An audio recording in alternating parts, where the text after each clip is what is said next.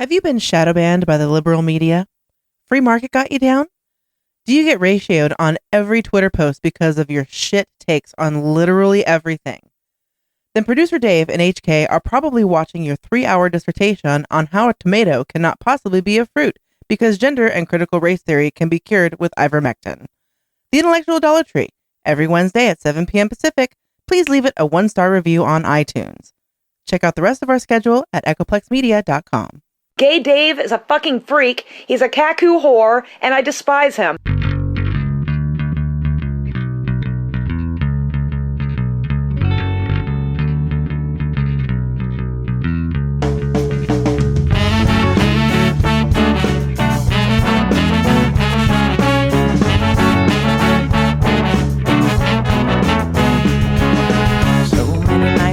In this world, accessible of kindness and ethical blindness. So please excuse my sarcastic tone. I'm a bit underwhelmed by the sample shown.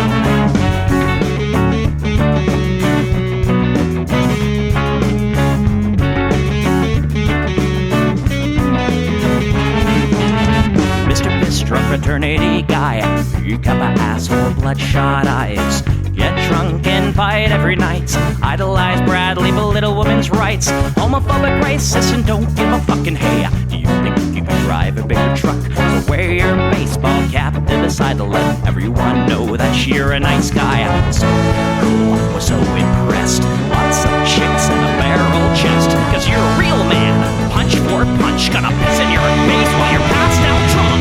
I'm a nice guy, you're a nice guy.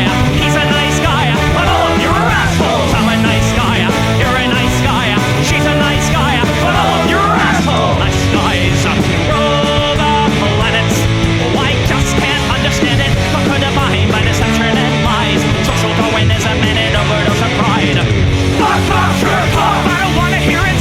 Fuck off, jerk off. Read into the lyrics, cause everybody gets their just desserts. As long as you remember that nice guys finish first.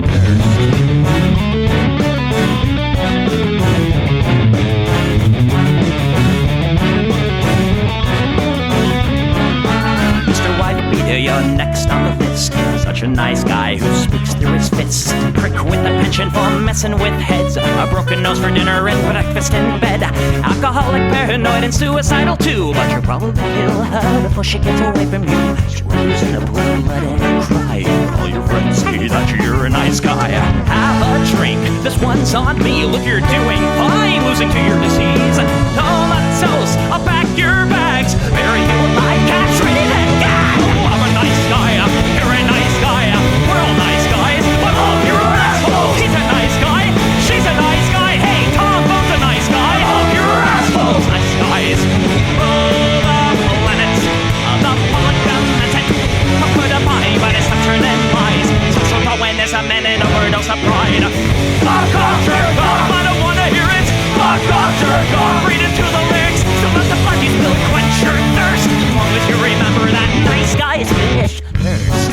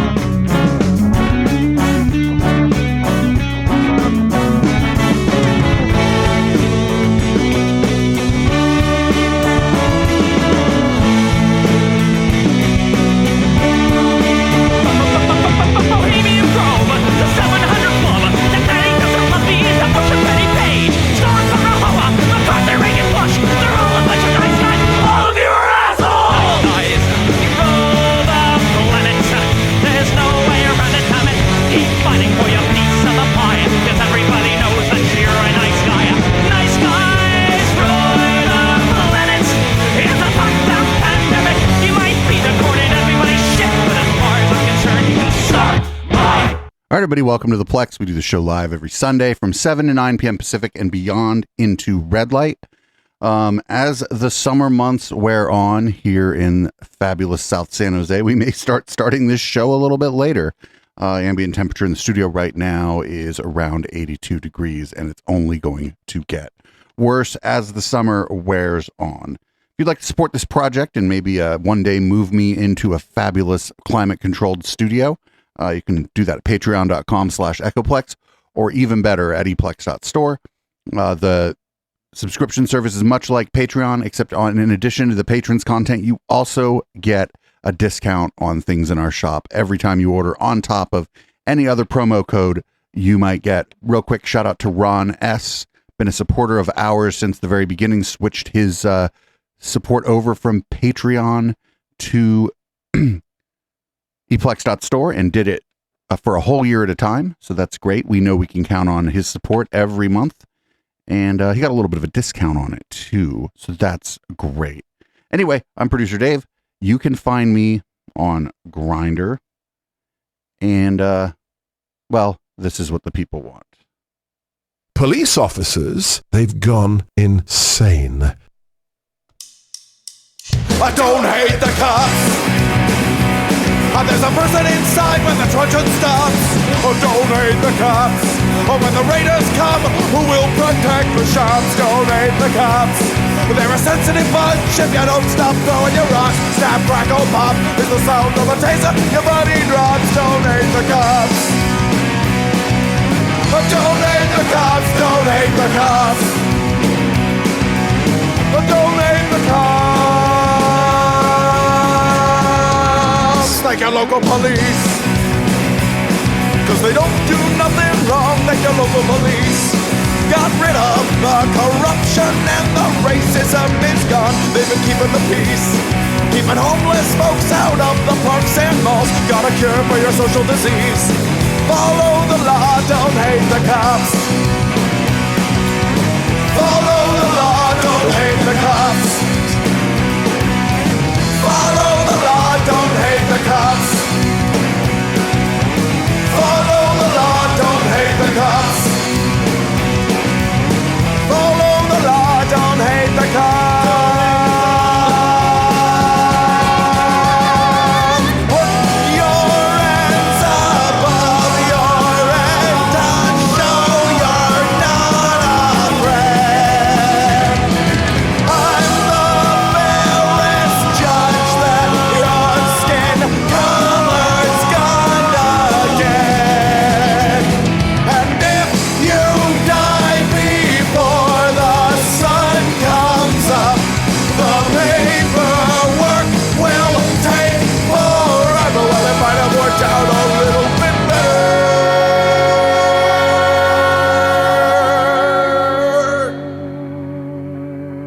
if you didn't hate the cops. 'Cause they don't do nothing wrong. Don't hate the cops. You can't blame them for just doing their job. Don't hate the cops. Well, you gotta wonder, how much would it cost for you to be shot at and stabbed at by maniacs and drunks? Don't hate the cops. Don't hate the cops. Don't hate the cops. Don't hate the cops. Don't hate the cops. Don't hate the cops. Don't hate the cops. Don't hate the cops. Don't hate the cops.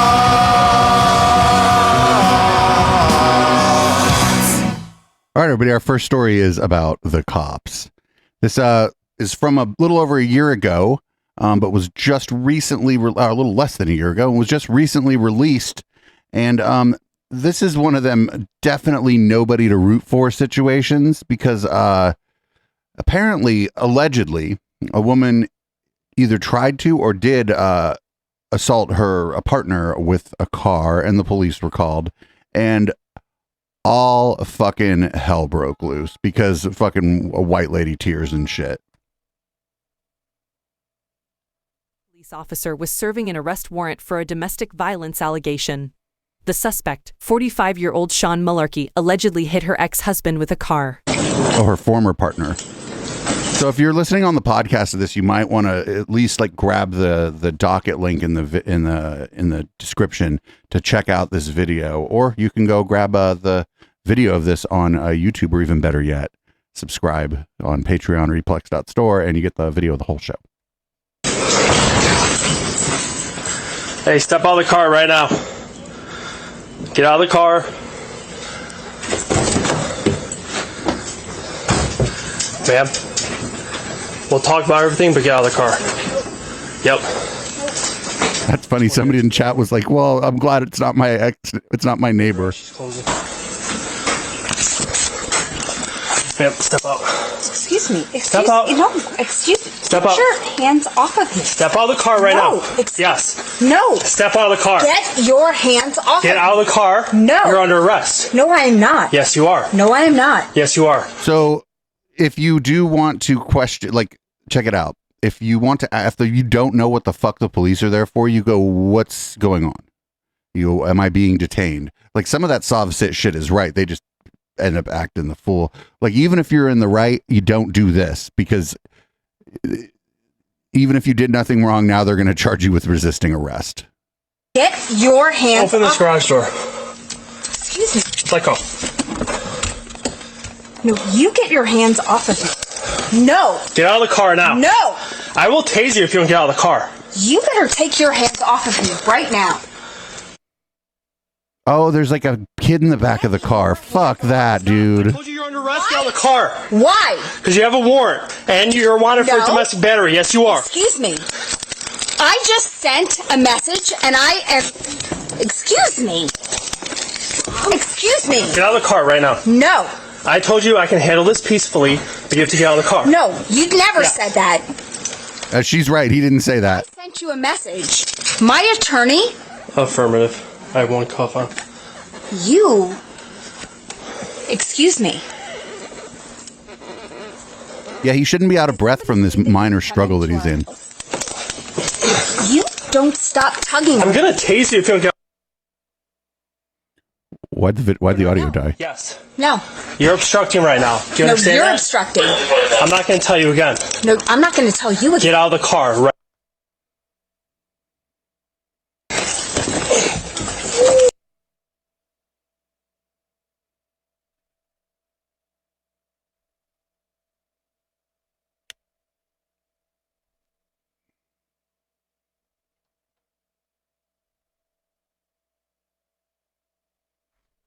Yeah, fuck the police and shit, like, as an organization.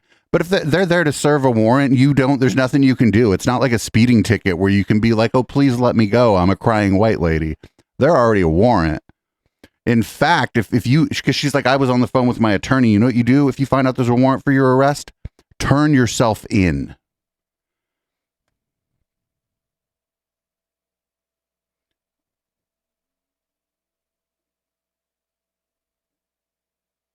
Stop kicking us. All right, 20 minutes. Understand. One female, 1095. You did this. No, I didn't do anything. No, I didn't. Andy asked you to come out. Excuse me? Andy asked you to get out of the car. No, Andy yanked me. I yanked you because I told you you're under arrest and you refused. Like, you don't know this shit right here. Listen, if you're there to serve a warrant, like, you don't have to explain shit. I don't. Fucking. This is like upper middle class white lady shit that's happening here. Yes. Yeah, out of breath, Andy. No. Like she's creating. Like, listen, her kid's in the back of the car. There's a warrant for arrest. There's no way she's not going with them, even if she thinks they're wrong.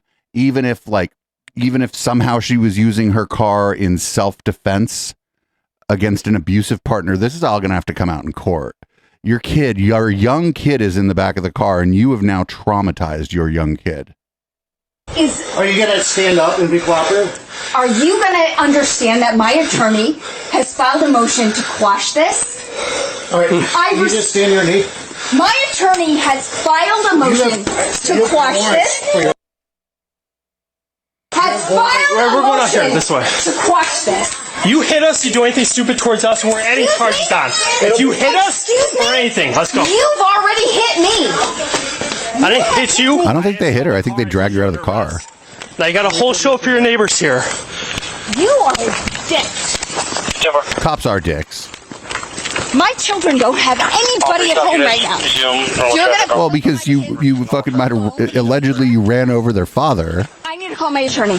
I'm not getting in that car until I call my attorney. I'm calling my attorney. It's not going to happen. No, I'm calling my attorney. When the time comes, right fucking now. I'm calling my attorney. No, I'm calling my attorney. Sit in the car. My children are home alone. I'm giving you an order. Sit in the car. We will My get your children father here. are home alone. Oh, they're going to get the father there. That's the one she tried to run over allegedly with her car. Home alone. We will take care of your children. No, you're not taking care of shit. I'm going to get The way that you take care of somebody is throwing them down on the ground. Nobody threw your children on the ground. You are a shitty fucking human being. I mean, she's right, but also there's a warrant out for her arrest for possible attempted vehicular homicide. If you try to drive your car into somebody, you're trying to kill them. In front of their children? What the fuck is wrong with you? Sit down! I told you to sit down! Fuck you! You piece of shit! Look at that neighborhood. Yeah, this is fucking rich white lady tears. Like, I mean, like, it might be like the houses there might be less than like a regular house here, but look at those fucking houses. Piece of dirt that I wouldn't piss on if you were on fire. I smell an odor of alcohol on your breath. No, that's my piss. That's your piss? I'm pissing on you. Okay. When she drinks her own piss? What? Pain chips? You're the worst part of the society. You think? I don't think so. Oh, no, I know it. I don't think so. I fucking know it. This lady she allegedly attempted to run her ex-husband over with her car. You are the worst. You take down a mother in front of her fucking children, but you are somehow... No.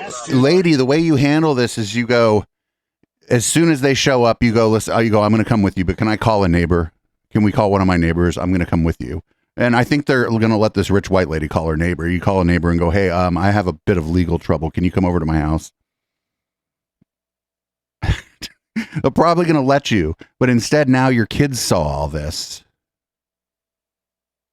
Pretty politely to get out. No, he didn't. No, he didn't. Were you there? Sounds like you were fleeing, right? Were you there? Well, it's his body. I mean, the body cam's My there. emergency lights before you even got in the alley. Were you there? Were you there? Bend your legs. No, were you there? Bend your legs. Don't continue Were you there? Were you there? Were I you saw what I there? saw when I walked in. Yeah. You're not getting out. After he... Black Chevy truck that you pulled on. Mobile. Wait, don't open the door again. Operated the same bottle, same odor of alcohol. Okay. Hey, I didn't tell you to get out of the car. Stop. Do you have your phone on you? Don't touch me. Do you have your phone on you? Get your fucking hands off me. Where's your phone? Do not Where's your phone at? get First your... or, Do not touch me. Okay. Did I ever say... Turn around. You fucker, do not touch me. Get his fucking hands off me. Get your fucking hands off me. Cool out. Hey, if you keep resisting... Get your... Oh, yo, don't try to ever bite anybody. I don't care what kind of fight you're in. Don't ever try to bite anybody. Unless, like, you absolutely have Stop to. moving. Let him take off your watch. You. You don't get to touch me. You are a disgusting piece of shit. The next time... No. I do like her energy toward the cops in some ways, but also, like, she tried to run over her ex-husband, allegedly. He doesn't get to touch me. Okay, sit in the car. Follow, use the words of what these are hands. Hey, get in the car. If you don't, you're going to get charged with obstructing. If Get in he the car. fucking touches me Get in the again... car, Sean. Get your fucking hands off Sean, me. in the he's car. not even touching you. Get in the car. Oh, but he I'm not did. touching you. No, he's touched Okay, me. get in the car, He's Sean. touched me Sit in like way an more adult times than a... Like, once you got the warrant, dude, you just gotta let them take you. She probably knew. She said she was on the phone with her attorney earlier. Why the fuck didn't her attorney be like, listen, get somebody to watch your kids and turn yourself in? Sean, get in the car. No, do you know what he's done? If you... Oh, sneaky move, sneaky move. I'm gonna kick you right in the fucking... That's mean. Don't do that. Motherfucker! Hey, pull the hobble strap out the door. Like, no matter what, if you're being arrested, what you need to do is shut the fuck up. Has touched me more times than appropriate. Do you understand? Everyone. Do you understand how many fucking times he's touched me? That was kid gloves, baby. That was kid gloves. We have a couple of charges of our own, too, so it's going to be a lot. Then what? I... We could just do what he says. No. Listen to what he says verbally. I'm coming for him. Okay. My attorney is filing charges against you, motherfucker. Let's take her out of You here. are There's no point. I'll meet you guys at PD. Man, I feel fucking real bad for the other people in the fucking holding cell she ends up in. My God. That I've ever witnessed in my entire fucking life. Do you need anything in regards to your house? I am suing you. Do you need anything? Personally. Like, why isn't she like, hey, what are you doing about my kid? Dad, Why isn't she like, hey, what's going on with my kid? you are dead. What's that? You are getting sued. No, what'd you say before that? Face is You getting said I am dead? What do you mean by that? You are Elaborate on it if you mean it. you're getting sued. See, like, they're like, listen, this is Kit Gloves. They're like, do you need anything regarding your house? And she just started like, yo, this could have been like a non-incident. She could have said, oh, okay, there's a warrant. Okay, well, I think things were different, but I'm not going to talk to you about this. Can I please call my neighbor or my sister? I'll do it, you know, whatever. You can hold the phone while I'm in cuffs. I just want to make sure somebody's here to take care of my kid. They would have said yes. And then none of this would have happened. Her kid was just fucking traumatized because that kid didn't know what the fuck was going on. I wonder if the kid was in her car when she tried to allegedly run over her ex-husband. Wonder why he left her. I'm assuming it's he who left her. That's all too. She tried to bite me. Way more time. You think you're cool? You can beat up a girl? Good for you. Good for Henry, you. 20, I'm transporting Yo, female by whoa, did she just yell a slur at him? You're stronger than girl. Wow. 97197 97197. Oh no, the kid in the back of the car was not. No, the kid in the back of the car was like in a fucking car seat, or at least that's what it appeared to be. It was hard to tell because it was the image was blurred most of the time.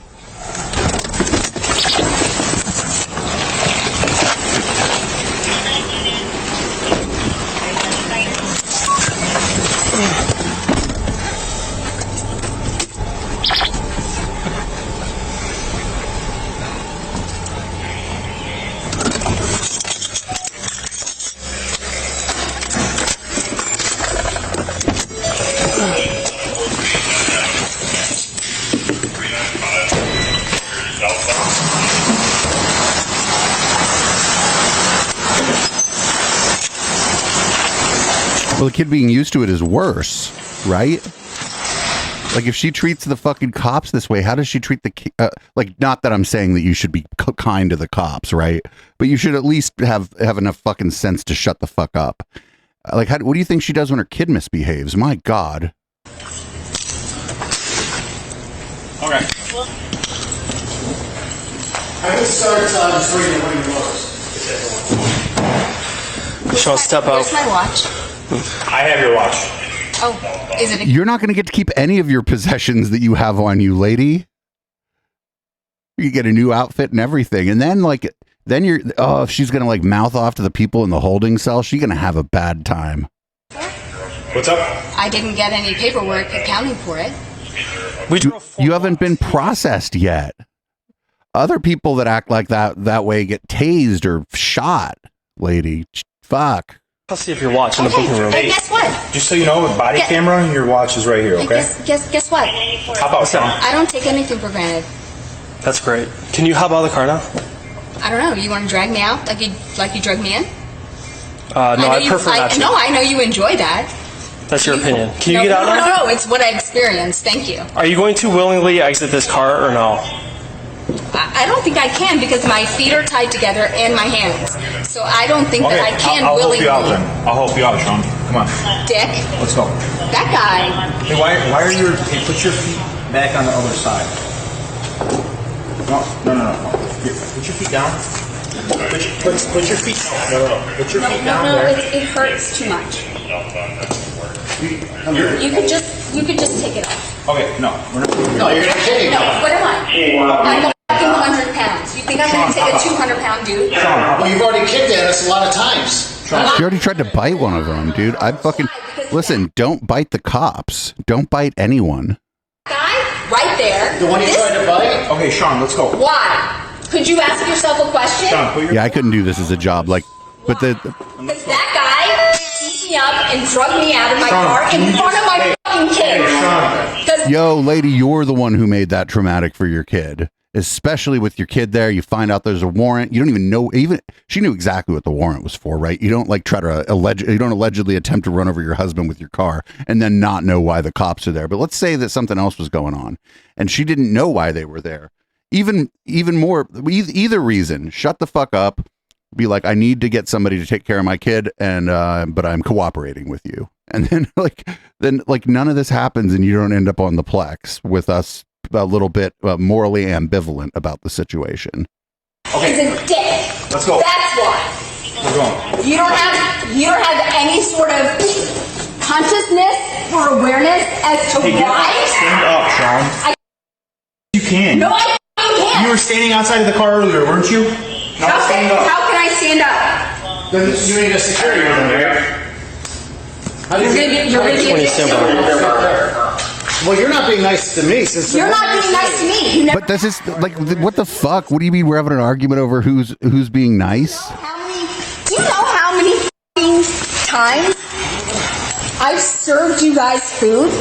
I've sat out there and served you guys hot dogs. I wish you would just be nice to us instead of I serving wish us you would be food. fucking nice to me. Are you fucking kidding me? You're making my wrists bleed? Well, it's following simple orders, Sean. Yeah, politely, like an adult. I did nothing. Sean Malarkey was charged with felony aggravated DUI, her third DUI with a child passenger, and felony aggravated assault to an officer, misdemeanor count of resisting. She also received a citation for transportation. Oh, she had an open container in the fucking car. Oh, lady, my God. The third time with oh, Jesus Christ. Yo, fuck the police, but like in this case, like she needs to be like, I don't know if she needs to be taken, she needs to be, at the very least, she needs to be taken, that kid needs to be taken away from her. But if she was charged with aggravated assault with her car and she doesn't shut her fucking mouth, that's gonna end up being attempted murder. So like, you know, it's fine, talk shit to the cops if you want, but like in this case, I don't know like what else was supposed to happen. Like there was, you know, I kind of wish like every time the cops served a warrant, they behaved with this much restraint. We would live in a much safer society where people would have at least a little more respect for the fucking cops. Like imagine if that was like a bigger black dude, how that would have all gone down. Would have been a different fucking scenario entirely, even if he would have behaved like 20% as aggressively as she behaved. So that was our first story. Fucking interesting, right? I didn't know whether or not to put that on the docket, but I'm glad we did. You know, it is what it is. Up next, we have, this is the House of Representatives and people, there's a bill put forth by Matt Gaetz to abolish the ATF, which I am generally for. I think that we have enough law enforcement agencies and get rid of one of them ain't the worst idea. But also like the ATF also like is like trying to find people who are building bombs. So I don't know. Anyway, here's some fireworks from the House floor with Adam Schiff and Adam Schiff just asking his Republican colleagues if they're in favor of abolishing the ATF. My answer would be yes, but probably not for the reasons that the Republicans would like to do it. I'm happy to yield to my Republican colleagues if they want to express support for Mr. Gaetz' efforts to defund the ATF. Would any of my Republican colleagues like to express their support for Mr. Gaetz' efforts to defund the ATF? I think we're going to get to that. I think we're going to get to that, Mr. Chairman. Mr. Jordan, would you like me to yield to you, express your support for Mr. Gaetz' legislation to defund the ATF? I'm going to yield to Mr. Gaetz. No, I'm yielding to you, Mr. Jordan. Well, I'm going to listen to Mr. Gaetz' compelling arguments that I know will be coming, and then we will have a debate. Reclaiming my time, I'd be happy to yield to you for the purpose of yes. I appreciate your willingness. Mr. Jordan, if you let me finish. I will. It is my time. I'm happy to yield to you for the purpose of saying yes or no, whether you support Mr. Gates' efforts to defund the ATF. Do you, Mr. Jordan? I support Mr. Gates' effort to send a message to the ATF, which is what he said So just a you few do minutes support, ago in the you debate. support the legislation to defund the ATF? I didn't say that. I said I support his efforts to send a message to the ATF. The bill that Mr. Gates has introduced changed the rule after 10 years of telling American citizens that it would abolish, it would eliminate the Bureau immediately after enactment. Do you support that, Mr. Jordan? Yes or no? I've given my answer. Do you support it? I've given my answer. Yes or no, Mr. Jordan? I've given my answer, Mr. Schiff. Okay, I guess your answer is you don't support it, or you're afraid to say that you do. But I'm happy to yield to Mr. Johnson, or Mr. Biggs, or Mr. McClintock, Mr. Tiffany, Mr. Massey, anyone. Anyone else like to join Mr. Gates? And anyone like to express their support for Mr. Gates' effort to abolish an entire federal law enforcement agency? Anyone over there? Mr. Issa, do you support abolishing the ATF?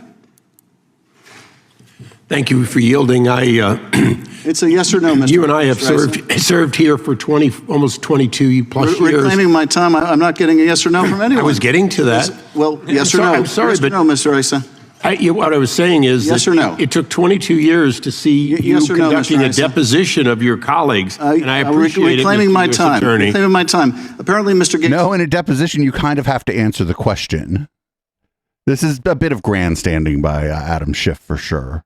The only one willing to publicly say he supports defunding the ATF. Maybe that's progress, and I hope that will mean that I my think there's colleagues going to be a will vote. I think there's going to be a vote. You're going to know here in a couple I hope minutes. that my colleagues will accept the amendment. The gentleman's time has expired. The gentleman from Arizona. Excuse me, I'm reclaiming my time, Mr. You don't have any time to reclaim. Well, I would if you hadn't been speaking over it. No, you ask us all the questions. Well, and what's the answer, The Mr. gentleman Jordan? from Arizona What's the answer? Do you support abolishing the ATF, Mr. Jordan? The gentleman from Florida is recognized. Thank you. I greatly appreciate this interest in the legislation. I've offered. I like how whoever cut the video was like, fuck whatever Matt Gaetz has to say. It was a bit of grandstanding, but like these people, these are all the ones, oh, we love the fucking police, blah, blah, blah, blah, blah, until somebody in chat was saying, until there's a law enforcement agency that might regulate guns. Now they don't want to do it. I don't like the ATF. They don't have a great history. They got a little bit of blood on their hands, maybe more than a little bit. But, it is what it is. And our government is completely dysfunctional. Because I'm pretty sure Matt Gaetz didn't introduce the bill to abolish or defund the ATF with any expectation that it would go anywhere, right? It was just so that he could go back to like the wackos in his district and say that he did that. I wish that people in our legislative bodies would stop proposing stuff that they know has no chance of passing. That they know they're not even going to get support from their own side of the aisle for. Anyway, up next is a public service announcement, and it's a little crazy that this is necessary, but it is.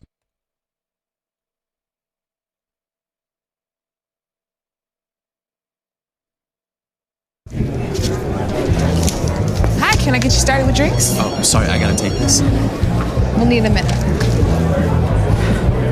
No, I'm here. Hey, you need to back up. You can't be here anymore. Get out of my face, man. You think I'm afraid of you? Get off, man. 911, there's a clip.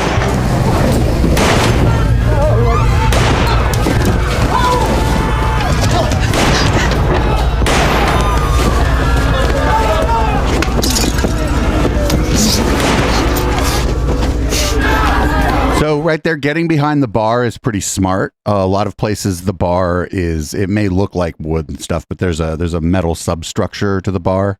Getting behind the bar, if you can, is a smart thing to do if this happens. That's another good place to go, the exit.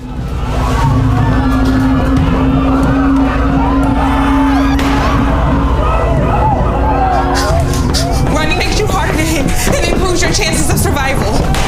Don't go up here. Police, where is he? By the bar, blue jeans, black shirt. Empty hands up, follow their instructions. I'm in the direct line of fire if I head for either exit, but I have other options to help me survive.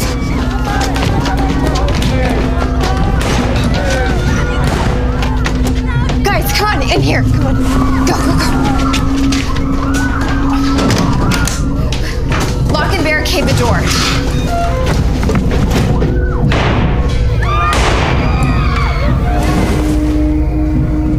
Both my exits are blocked by the shooter. I gotta stay hidden. I'm no victim. I'm ready for this. He's applying direct pressure to the wound to stop the bleeding until we can find a tourniquet. In the meantime, turn off your phones and make a plan to defend yourself. Turn off your phones. Silent. Put your phones on silent and try to fucking. Oh, anyway, whatever. Maybe I'm wrong. Maybe these are best practices from someone trained in this kind of thing, which is a crazy thing that we have people trained in. We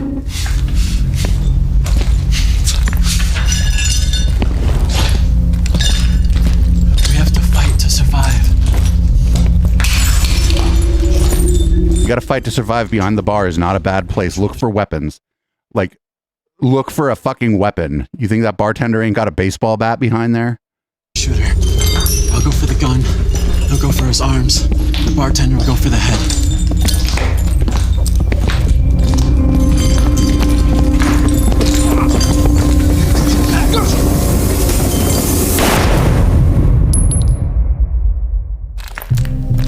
Where is he? We got him right here. Please, show me your hand. Over here.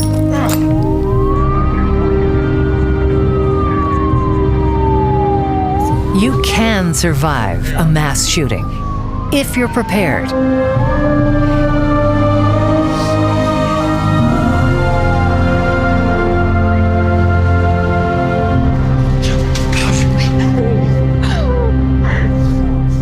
Remember, run, hide, or fight. Run. Wherever you go, be aware of alternate exits. Quickly and cautiously evacuate in a direction away from the attacker. Don't hesitate. Seconds matter. Remember windows and emergency exits. Leave belongings behind.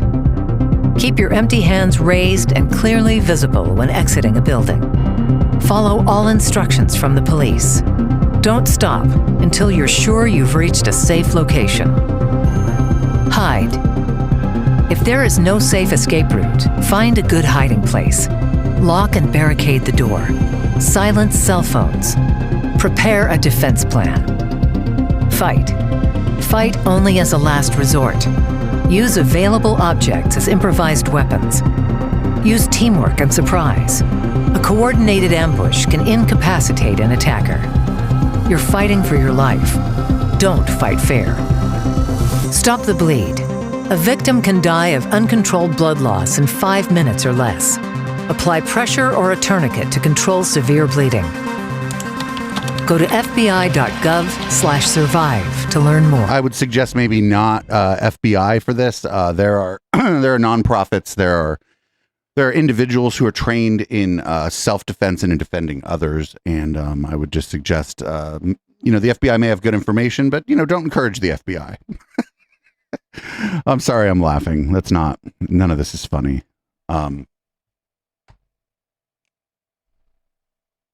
But yeah, I mean, a crowded bar is like a horrible place to be when this goes down, because this is like, you probably don't know who the shooter is. And another thing, a lot of the Republicans would be like, oh, well, where's the good guy with the gun? And I'd be like, well, what we really want here actually would be 2 people shooting through the crowd. That sounds reasonable. I had a conversation once at the bar at my friend's restaurant. There was a guy who was a former cop, quit doing policing because he didn't like the culture, went into defending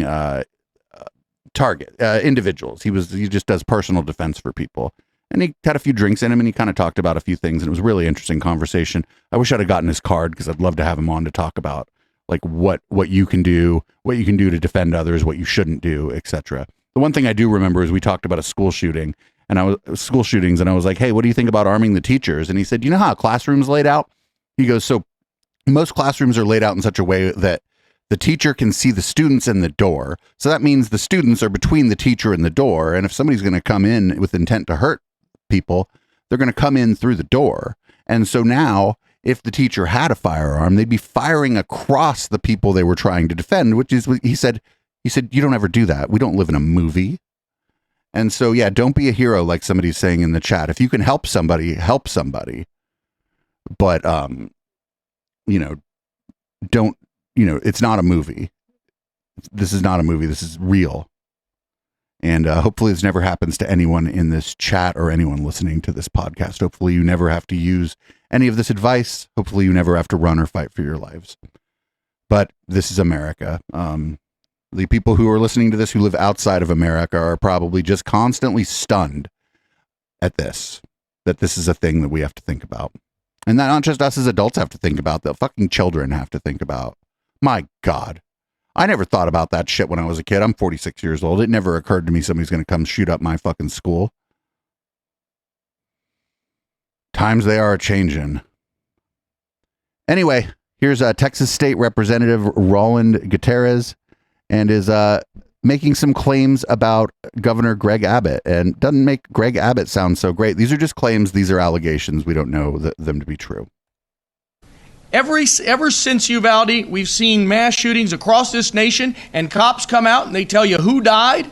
They tell you who the shooter was. They tell you what the motivation was. And they do it all within 24 hours. Hell, they do it all within a few hours. And some of them show you the body cams that day. You saw that in Tennessee. You saw that in Chicago. You saw that in California. And you see it all the way all across this country. But you don't see it here. And you don't see it here because there's one man in a center office in this building that doesn't want you to see what's going on. And he tells his top cop, you're in control here, man. Keep it quiet. Don't tell people that the people that died in Allen, Texas were mostly minorities.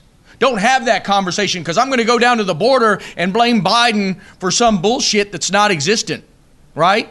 We can talk about that, but that's not what today's about. Today is about the reality, and the reality is that we are in a more dangerous state because Republicans have made it more dangerous. We are in a more dangerous state because of loose gun laws that allow everybody to walk down Congress with a gun, and a cop can't even ask you one question as to why. I promise you, if it was a black man or a brown man walking down Congress, they'd figure out something, wouldn't they, Ron? That's right, they sure would. And so that's what's happening in this country. That's what's happening in this state. Whoa, that dude is angry. You can't fake that funk. Did you see fucking that dude was pissed? That dude, you cannot fake. That's not that. I mean, if he could fake that shit, he should be making a lot more money as a fucking actor. You cannot fake that shit. And he's not wrong. I don't know if his claim about what the governor said to whoever the top cop is true. But even if that, it wasn't in so many words, maybe the law enforcement is nudged in certain directions by the political powers that be. Who fucking knows? Anyway, we're going to move on to something a good bit more funny. George Santos has had a big week. You guys, look, this is the beginning of the ability for me to address and defend myself. We have an indictment. We have the information that the government wants to come after me on, and I'm going to comply. I've been complying throughout this entire process. I have no desire not to comply at this point. They've been gracious in there. Now I'm going to have to go and fight to defend myself. The reality is it's a witch hunt. Because it makes no sense that in 4 months, 5 months, I'm indicted. You have Joe Biden's entire family receiving deposits from 9. Look at people are booing him. Receiving money from foreign destinations into their bank accounts. It's been years of exposing. A lot of you here have reported on them, and yet no investigation is launched into them. I'm going to fight. I'm getting back to that. I'm going to fight my battle. I'm going to deliver. I'm going to fight the witch hunt. I'm going to take care of clearing my name, and I look forward to doing that. He's like, I've only been here 4 months and I've already been indicted. Sir, that doesn't make you sound good. Because it turns out they're actually there are pressures against indicting people who are elected officials for any number of reasons. It could look like a political witch hunt, as this guy was saying it. The pressure isn't, they're not like go around looking for members of Congress to indict. Whoever did this probably had to fight through, layers of bureaucracy at whatever district attorney's office they're at, or whatever federal prosecutor's office they're at, to get the indictment. And or to arrest him. He pled 13 criminal counts. My God. For unemployment benefits when you had a job making $120,000 a year. Rachel, this is part of my defense. This is inaccurate information, and I will get to clear my name on this. During the pandemic, it wasn't very clear. I don't understand where the government's getting their information, but I will present my facts. Prosecutors say that you got overput. Excuse me, prosecutor. Wait a minute. He's saying, I don't know how the government got this information that I was employed making over $100K a year. Well, maybe they checked maybe they checked with your former employer to see if they were still cutting you checks. Say that you got over $20,000 in unemployment benefits, sir. How is that acceptable? Ma'am, like I said, my employment was changed during the time. I don't understand where the government's coming from. I'll present my defense. And one last They probably have him dead to rights on this shit. Like, people really needed help during the pandemic, too. And a lot of folks took advantage of that shit, ranging from George Santos to the fucking cult of Scientology. And they should all be held accountable for that, because regular ass people had a hard time navigating that system, especially like gig workers, people who did contract work, had a little bit of a hard time navigating that system to get a little help during the pandemic. And these people who were doing just fine got this money. Fuck them. Here's more. Here's from MSNBC on the Ari Melber show. Oh my God. So the way I look at it is they're not understanding. The question is simple. George, why was your income $55,000 in 2020 and why is your income drastically higher? Well, here's the answer to that. We struck a deal in the company so nobody went unemployed and got reduced to like a very basic salary, just so we, as we called it, livable wages in the company, so we can get by, because our industry was capital introduction vis-a-vis conferences, vis-a-vis speed dating, that in private equity, and managing limited partner, general partner relationships and investment groups. So, long story short, I went from 2019 bringing in $400,000 and something to, in 2020 my reported income was $55K. It couldn't be more legitimate. I actually qualified for unemployment. Quote, I qualified for unemployment. This is newly revealed in these Santos tapes tonight at MSNBC exclusive. And as for the unemployment today, prosecutors say otherwise. Now, so the thing about that is, I don't think you qualify for unemployment. I think you could have applied for aid specific to the pandemic if your income was cut to a quarter, I think. But I don't think that would have been unemployment benefits. I think it would have been some other program that was available. And yeah, like if, I don't know what his situation is or whatever, but you got a mortgage and 4 kids and your pay goes down from $200K to $55K during the pandemic. Yeah, I think that wouldn't make you whole all the way up to $200K, but I'd be okay with the government backstopping some of that. That's what the fucking government's there for. But also, this guy's like the fucking big thing about this too is this guy's probably one of them fucking small government fucking conservatives too. They all want the government to be small until it's time for the government to write them a fucking check. Here's one more clip. He's just on some fucking show, probably incriminating himself. Yes, I've been misrepresented for clicks, right? I mean, there's a lot of narratives out there that we have submitted tons of corroborated evidence for them to be clawed back or to... What's the main one you think that... I mean, I'm being accused of being a thief. I'm not a thief. I've never stole anything in my life, right? I'm being accused of... That's not what the fucking government of Brazil says, buddy. Swindling a veteran for charitable donations. The check fraud thing, though... check fraud thing in Brazil. I mean, I feel like when you say like what you've been accused of and how it's been proven not to be true, the check fraud thing is still very much alive in Brazil, right? It's not. It's actually dwindling down and it's being dismissed. being dismissed is a lot different than it's been dismissed. He thinks it's going to be dismissed because he's a Congress person, like he's a member of Congress, and he thinks that somehow that's going to make it so that he can just go commit crimes in fucking Brazil. I don't know. In Brazil, like, be gay, do crime, I suppose, but just do the right kind of crime. Don't do a bunch of check fraud. Check fraud usually targets elderly people, people lower on the socioeconomic status, etc.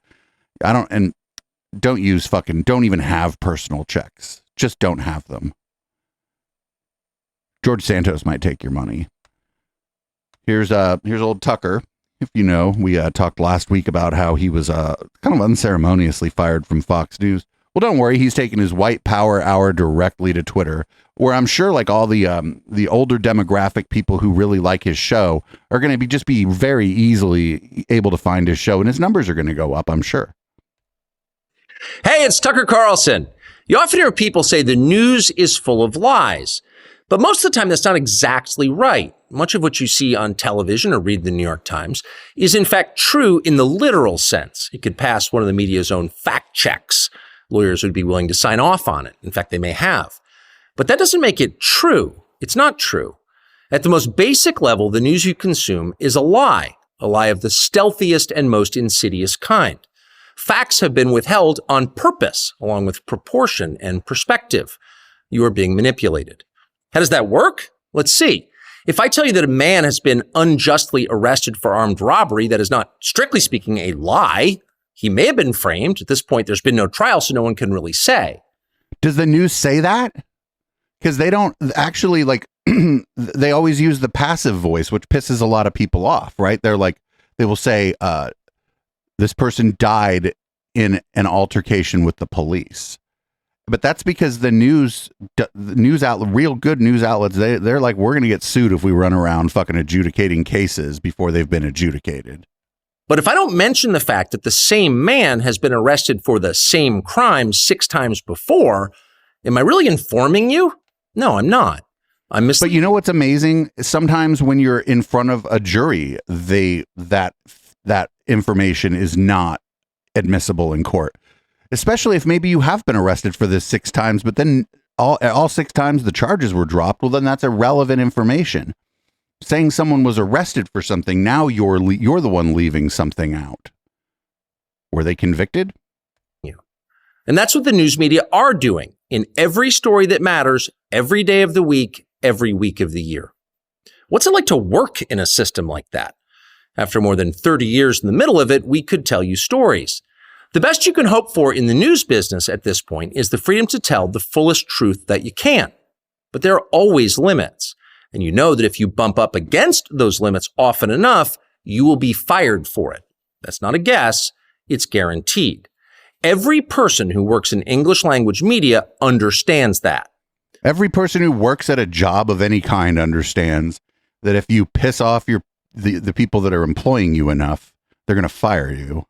The rule of what you can't say defines everything. It's filthy, really, and it's utterly corrupting. You can't have a free society if people aren't allowed to say what they think is true. Speech is the fundamental prerequisite for democracy. That's why it's enshrined in the first of our constitutional amendments. Amazingly, as of tonight, there aren't many platforms left that allow free speech.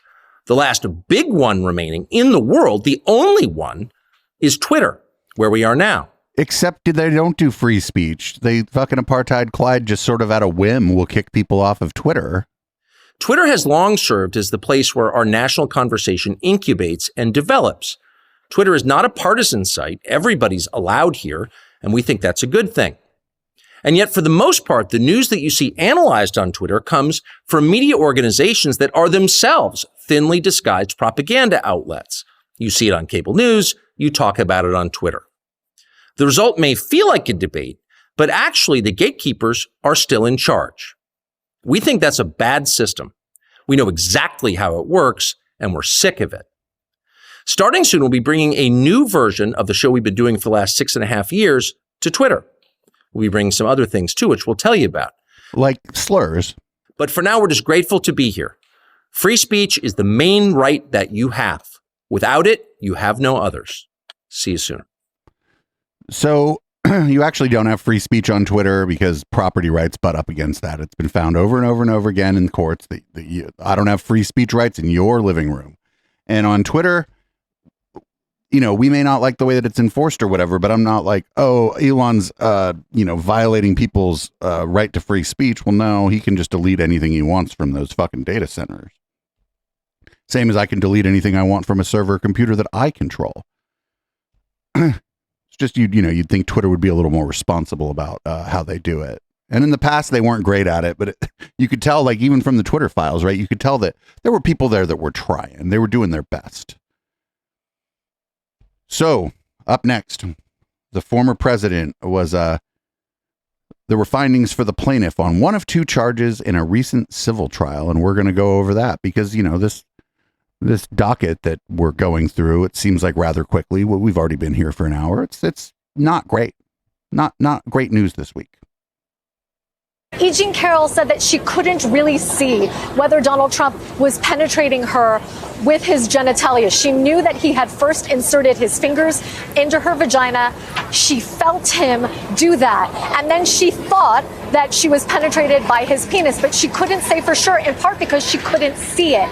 And so I ain't gonna, but y'all in chat can, all right? Uncertainty may have been part of what motivated the jury's verdict on the rape count. That notwithstanding, she was so unambiguous about the sexual abuse, and that plus the corroborating evidence that Ron pointed to, not only the fact that she called Lisa Birnbach from the sidewalk outside Bergdorf's, talked to Carol Martin 2 days later, but the testimony of Jessica Leeds and Natasha Stoynoff, whose own experiences with Donald Trump not only echoed E. Jean Carroll's, but were basically a come to life version of the Donald Trump playbook as enunciated in the Access Hollywood tape. I think that that's partially what helped get this jury over the line on the sexual abuse count. So yeah, one of two of the civil matters were found for the plaintiff. So it was the sexual abuse. I don't like using the word, the RAPE wasn't that one was he was found not liable for. So up next, we've got the media reaction and clips from a Trump interview about it. Here's from Newsmax. Here's Dick Morris, formerly, allegedly, he was formerly at one point maybe credible, but maybe not so much. Here's him going to be like, well, why don't you just defame her some more, actually? See what happens. Well, not question. I think that, look, all of these cases boil down to Donald Trump versus the accuser. And in this case, it's a zero-sum game.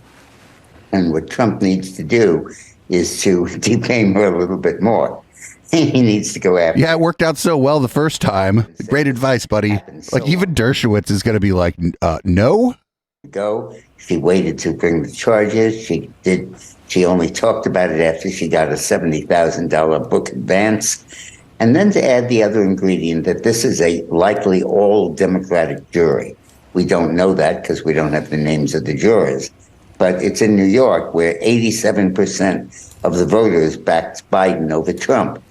And I think it's a combination of running against the victim and running against the jury pool. Is there a constitutional issue in this, Alan? Because what I'm wondering is that this is appealed. It can only keep going if there's a constitutional issue. It can go up to some point. Several constitutional issues. We didn't get to hear Dersh be like, but he probably should not continue to do the things that they got him in trouble in the first case. Every once in a while, Dershowitz will come on one of these shows and pop off at the mouth in a way that they weren't expecting. Because he allegedly used to be a good attorney. So up next, we have some clips from that interview that Trump did on CNN. And I didn't watch the interview, but I heard mixed reviews of it from both kind of Trump people and anti-Trump people. So maybe we'll watch the whole thing eventually on this channel, but probably not. Not really my wheelhouse. There are other channels that do a good job of covering like electoral politics. Anyway, here's one of the questions. This was just like, why don't you just admit that you lost? It was a pretty fair question. I think that when you look at that result. And when you look at what happened during that election, unless you're a very stupid person, you see what happens. A lot of the people in this audience, and maybe a couple that don't, but most people understand what happened. That was a rigged election, and it's a shame that we had to go through it. It's very bad for our country. All over the world, they looked at it, and they saw exactly what everyone else saw. You look, even if you just look recently with the... You hear the people in the crowd laughing at this guy? Intelligence He thinks they're laughing with him, but they're laughing at him. That made a 16-point difference. If you look at the Mr. FBI, President.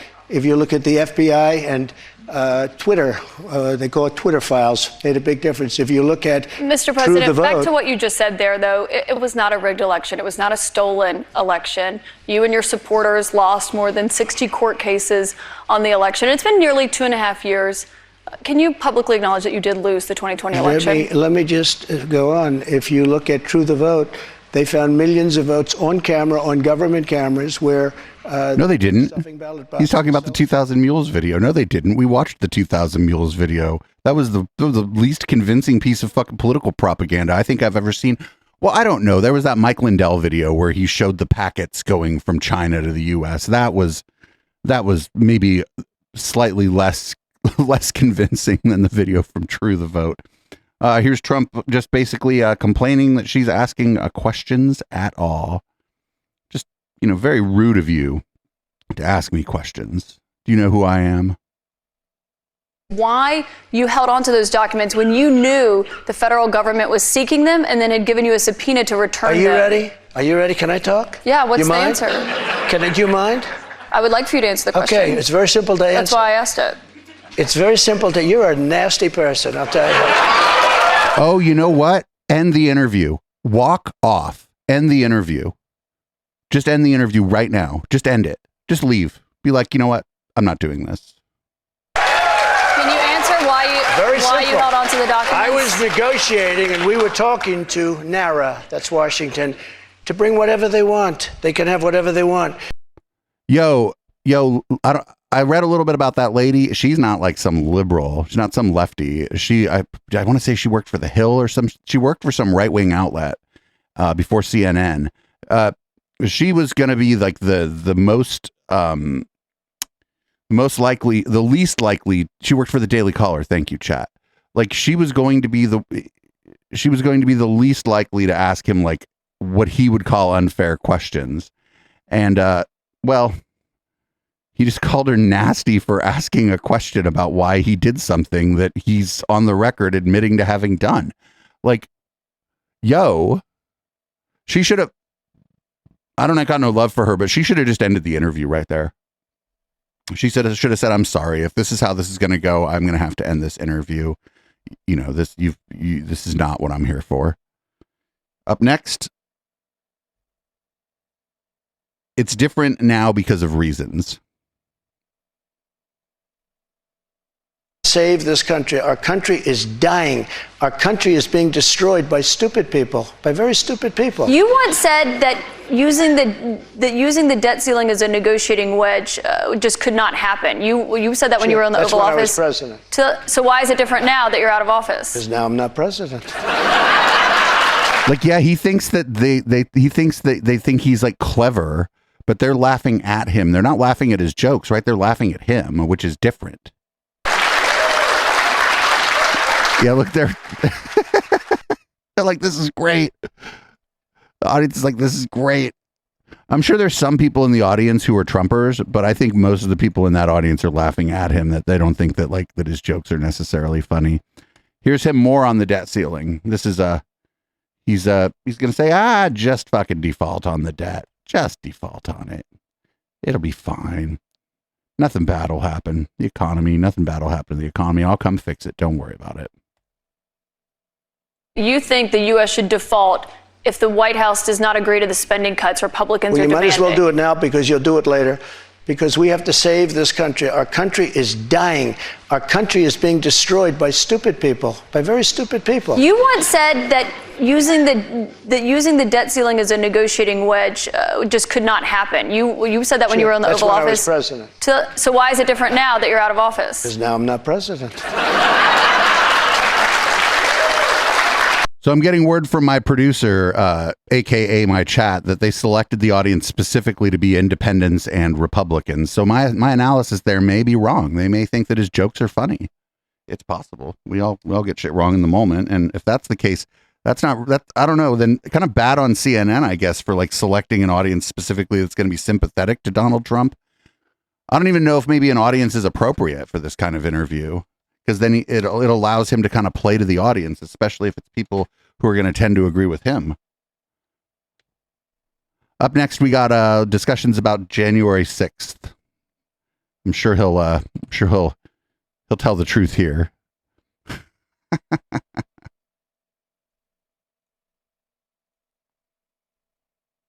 I've never spoken to a crowd as large as this, and that was because they thought the election was rigged. And they were there proud. They were there with love in their heart. That was an unbelievable, and it was a beautiful day. And what I was asked to do, I wasn't involved in it very much. I was asked to come in, would I make a speech? I made a speech. I said, walk peacefully and patriotically, many different things. In fact, I brought a list of things. I don't want to bore the audience, but we can go sentence after sentence after sentence of things I said and things I put out. One of the big problems was that Nancy Pelosi, Crazy Nancy as I affectionately call her, Crazy Nancy Pelosi and the mayor of Washington were in charge, as you know, of security. And they did not do their job. They're not in charge of the National Guard. You're in charge of the National Guard. Well, I offered them National Guard. I said, we'll give you soldiers, we'll give you National Guard, we'll give you whatever you want. And they turned me down. You're and in acting fact, she defense turned me down. secretary. She turned me down in writing. That's not, she didn't have time to turn you down in writing. I don't know what the fuck, like, he's just up there lying. Like the interviewer actually is doing a pretty good job. I'm not going to lie. He didn't expect that. But, now, if he was told he'd have a friendly audience, then he knew that he could just kind of, as I call it, play the ref, right? He doesn't have to win over the audience, so just play the ref. Say that the interviewer is being unfair. And everybody thought this was bad, or a lot of people thought this was bad afterward, but don't worry. Here's a Vanderbilt going here to tell you that you're just in a silo and that you need to get out of your silo.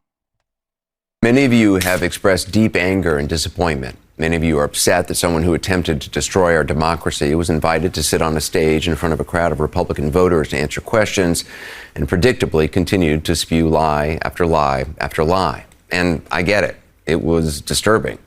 It was disturbing to see and hear that person refer to a black law enforcement officer as a thug, an adjective he used many times to describe black men, and call Caitlin Collins, the moderator, nasty, which is what he calls any woman who stands up to him. It was women specifically disturbing to hear him speak so highly of QAnon conspirators and insurrectionists who assaulted police officers in our democracy on January 6th. And it was awful to hear him spread ridiculous lies about the election. And it was certainly disturbing to hear that audience, young and old, our fellow citizens, people who love their kids and go to church, laugh and applaud his lies and his continued defamation of a woman who, according to a jury of his peers, he sexually abused and defamed. As good a job as Caitlin Collins did trying to fact check him, it is impossible to fact check fully because he lies so shamelessly. Now, many of you think CNN shouldn't have given him any platform to speak, and I understand the anger about that. Giving him the audience, the time, I get that. But this is what I think the audience at all was a mistake. Why was there an audience there? Why was there a live studio audience? What was this, a sitcom? The man you were so disturbed to see and hear from last night, that man is the front runner for the Republican nomination for president. And according to polling, no other Republican is even close. That man you were so upset to hear from last night, he may be president of the United States in less than 2 years. And that audience that upset you, that's a sampling of about half the country. No, it's not. Half the country, half the fucking people aren't even registered. And of those who are registered, about half of them don't even vote. They are your family members, your neighbors, and they are voting. And many said they're voting for him. Now, maybe you haven't been paying attention to him since he left office. Maybe you've been enjoying not hearing from him, thinking it can't happen again. Some investigation is going to stop him. Well, it hasn't so far. So if last night showed anything, it showed it can happen again. It is happening again. He hasn't changed, and he is running hard. You have every right to be outraged today and angry and never watch this network again. But do you think staying in your silo and only listening to people you agree with is going to make that person go away? Okay. This guy talking about people living in their own silo. When do you think the last time this guy broke bread with anybody who makes under $500,000 a year was? When do you think this guy was at like a party, like a kegger? When do you think this guy is Gloria Vanderbilt's son? He had a spoon in he was born with a spoon made of unobtainium in his mouth, not a silver spoon, an unobtainium spoon. So I don't want to hear from this motherfucker that I'm out here living in a silo, because this dude's like third apartment is worth more than the house that I live in and pay rent at. And I'm in Silicon Valley, right? I mean, my God, get how fucking like completely out of touch with just regular people can you get? Oh, speaking of out of touch with regular people, here's Kimberly Guilfoyle's take on this. This is strangely enough, she was used to be with Gavin Newsom, which is odd. Maybe it's not that odd because it shows you the only real solidarity out there is class solidarity, but it's class solidarity among the rich. But truth tellers, right? I mean, tell it like it is. Everyone's like, oh, Trump's nuts. He's going on CNN. What are you talking about? Let me tell you something. You know the guy? I mean, give me a break. He's so comfortable in his own skin. He's totally fearless. He just dominates. He just eats people alive. And that's who I want as a commander in chief. Okay. Yeah. Someone who's like battle tested, is able to handle any environment. It doesn't matter if it's a hostile environment. Good luck to the rest of you. That's why I just have to say, okay, 911, I have to report a murder. CNN and also the primary. It's done. Trump is the nominee, and anybody else who's saying different is just lying or. Shut up. Like, yeah, like, I don't know what to say about that. She's right. The primary's over and CNN didn't look good. I think the lady that did the interview was, better than I expected based on her history. But, yeah, I think Trump came out of that, getting what he wanted. And she's not wrong. She just, a little bit kook birds.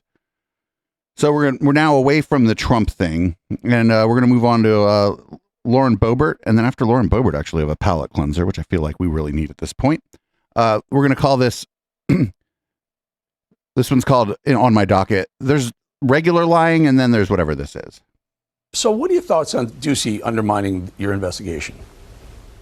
Well, we are members of the House Oversight Committee, and we are conducting oversight into the executive at this current moment. Chairman Comer said at our press conference just yesterday, we aren't just investigating the Biden family, we are investigating Joe Biden. Sure, we have some circumstantial evidence that is it seems very, very corrupt, and we are gathering more information as the Oversight Committee conducting this oversight so we can reveal the truth. We aren't Democrats that just scream a witch hunt for no reason. We have what?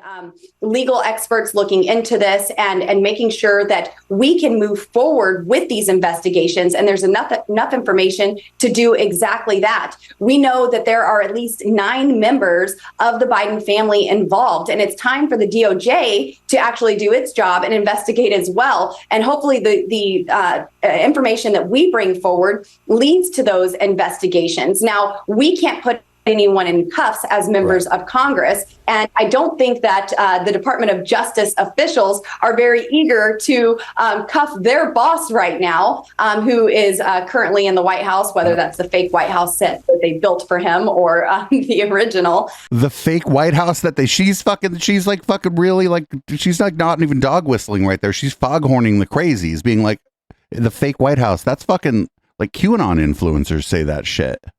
But the American people are tired of the 3-letter agencies that are weaponized against them and targeting even President Trump, while we have this family who has very corrupt dealings and very questionable engagements with our foreign adversaries. Well, Congressman, I don't want to cut you off. Like even Eric Bolling was like, whoa, what's going on here? This is going off the rails a little bit. Yo, there's lying and then there's that. I don't think they have shit. Do I think that the Biden family is free of corruption? Well, no, they're a rich and powerful family. But it's just like garden variety rich and powerful family corruption. Like, if you want to outlaw that, if you want to start passing laws to outlaw that shit, fucking, I'm on board. But as it stands now, I don't think either party wants to do that because they all engage in fucking corruption, because that's what you, when you get power, very few people gain power and then don't become incredibly corrupt as a result of having power. It's like, power corrupts and absolute power corrupts absolutely. I know it's kind of like a saying. Yeah, it's like a saying, but it's true.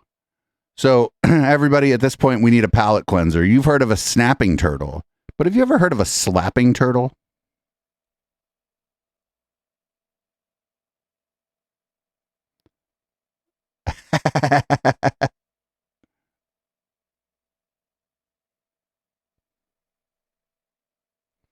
That was so cute. I love the slapping turtle. When I saw that, I was like, that's amazing. I was like, that has to be our palate cleanser this week. I love the slapping turtle. Up next is this is in You Love to See It. There's a guy. I love these people getting kicked off of the fucking plane for being an asshole videos, because it ain't the cops kicking these people off the planes, right? These are like flight attendants, like people who have like a really hard job, have to travel around for work, don't really get to spend a lot of time at home. Some of these people have families that they're separated from, and then they have to deal with this. Well, these flight attendants handled this really well, from what I understand. He's not fun. He's not fun. So how do I get fucking? I don't know. You should have thought about that before you called me a bitch, because you was feeling hurt. And all I did was ask you to move. Nobody was being combative with you. I said, can you be in 13D, which is your seat? I asked outside, and they told me you can see 13D. And I told you to go to 13D, as in Delta, which was your seat. I thought it was 13C. No, you're trying to, no, don't sugar it up now, because you call her a bitch. She had nothing to do with you sitting in her seat. Nothing to do with it. So she's supposed to sit here while you verbally assaulted her and be okay with that. No, you're gone. Goodbye. Step off the plane. Well, how do I get back? I don't know. You're going to have to figure that out. But figure out how to handle yourself as an adult while you're at it. Goodbye. Fuck yeah. Goodbye. Fuck yeah, King. Thank you. Fuck yeah. That dude was like, I don't care. Get off the fucking plane. This is your problem now. Fuck yeah. He took about a minute of that guy's shit and was like, get out of here. And the thing is, when you do this too, you get put on a list. That guy's going to have a hard time finding another flight home. That dude, you know what that dude's going to make good friends with? Fucking Greyhound. And that's, it's not the worst way to travel, actually. Train's better, actually. You should take the Amtrak. Might see some sights on the Amtrak. But yeah, like, nobody wants to be on that plane. Like, it's flying is not a good experience. And then you have some asshole sitting in your seat and you're like, oh, you think that, you go up to them, maybe you're like, oh, I think you might have made a mistake. This is, my assigned seat. And then he starts talking shit to you. Hell fucking no. Get the fuck off the flight. You know what I do on a plane? I sit down, I shut the fuck up, and I hope that the fucking everything happens a little bit ahead of schedule, because I don't like being on there. Nobody really likes being on the plane. Up next, I had completely forgotten about Wendy Rogers. Apparently, Wendy Rogers filed for a restraining order against a reporter who just went to her house to ask questions. There's no evidence that this reporter threatened Wendy Rogers or anything. If you're a member of Congress or if you're an elected official, you can expect reporters to maybe knock on your door to try to ask you questions about what you're doing in your capacity as an elected official. Well, here's some footage from her, the hearings about her alleged stalking or harassment case. And it's not going well for Wendy Rogers. No explanation justifies someone coming to my private residence whether or not I answer their inquiry on text. How many times have you run for public office in the state of Arizona? Yeah, Judge, objection relevance. I promise I'll tie it up, Your Honor. No, I'll allow it. Are we counting primary and general or cycles? Anytime that there will be a name on a ballot. I will generalize that answer to say I have run in 6 cycles. And during those cycles, I presume you had campaign staff. It would depend on the scope of the campaign, but I'm a frugal campaigner, so very few staff, if any. Did you go out and search for votes yourself? Affirmative. I've knocked on tens of thousands of doors, more than you can imagine. Did all those people invite you to knock on their door?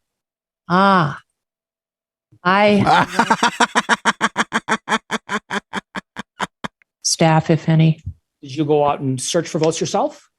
Affirmative. I've knocked on tens of thousands of doors, more than you can imagine. Did all those people invite you to knock on their door? I went as a campaigner, and they could have said to leave if possible. What I would do is leave my card and identify myself as someone who is campaigning for office. From the top rope. Because her claim is that just showing up at her house uninvited is harassment. But by that, like the door-to-door salesperson, the Jehovah's Witnesses, fucking your neighbor if they're like wondering if everything's okay because they haven't seen you in a little while. Fucking anybody, somebody that knocks on your door thinking they're at a different house, they're harassing you too. Good fucking job, attorney there. She was like, she's like, that was the you got me. Here's a little bit more from that hearing. So fucking great. So fucking great. I could listen to that particular piece of audio over and over again because it was just so obvious. It was just hanging out there. Just the question just was hanging out there. She had to know, well, maybe she didn't have good attorneys. Who knows? Maybe she had Mike Lindell hire her attorneys. Investigative reporting is a legitimate purpose. It just is. And you may not like the questions that are asked to you, and you went through you achieved having her not contact you at your desk in the Senate. You achieved that in the Senate. Investigative reporting is a legitimate purpose. So I don't think there is a series of events, a series of acts directed at Senator Rogers that would cause a reasonable person to be seriously alarmed, annoyed, or harassed. Doesn't meet the reasonable person test to me, and there was a legitimate purpose in my mind, so I'm going to dismiss this. It didn't even matter. They didn't even need that question. I'm pretty sure that was going to be dismissed because what the judge said is right. Like, an investigative reporter will knock on your door if you're a public figure. You can choose not to answer the door. But my take is I think she answered the fucking questions too. So it's not like she was like hippity hoppity, get off my property or whatever the fuck. She like answered the questions and then didn't like basically how the reporting was done after that. That's amazing. So in case you're unaware, the Wisconsin State House is controlled by demons. I don't know if you knew this, but we're, everything old is new again, and we're doing more satanic panic shit. Here we go. This is from Right Wing Watch. So as always, shout out to Right Wing Watch.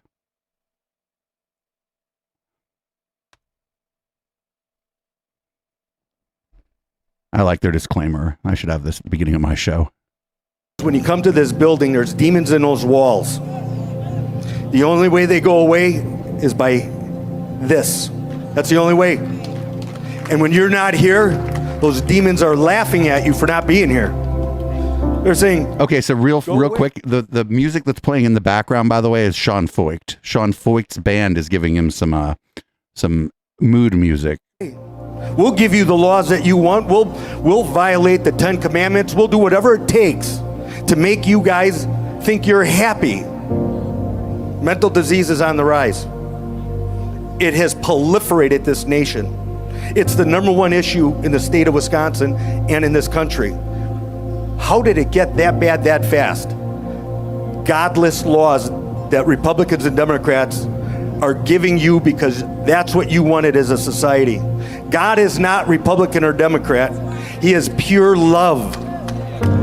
He loves Republicans. He loves Democrats. He loves sinners. He especially loves sinners. And I made a promise that I wasn't going to let God, to promise to God that I wasn't going to lose my faith in this building. And I could tell you, I get tempted. And I said just recently, I said, the battle is getting, in the last 6 years that I've been here, the battle is getting so intense. Where are the pastors? 6 years, where are they? And I can tell you, those pastors this session, they're in the building every single week. Amen. Thank you, Lord, for bringing us prayer. I mean, to be fair, the Lord didn't bring you prayer. That's amazing. So this is part of a larger event. I'm actually going to add the Sean Fucked event to the end of the docket for Red Light tonight. I try to make it 2 hours during the show without taking a break, but I can't do it this week. Got to take a break real quick. Everybody hang out. We're going to play a song. Don't worry, we won't play something sad. We'll play something fun. Let's play, a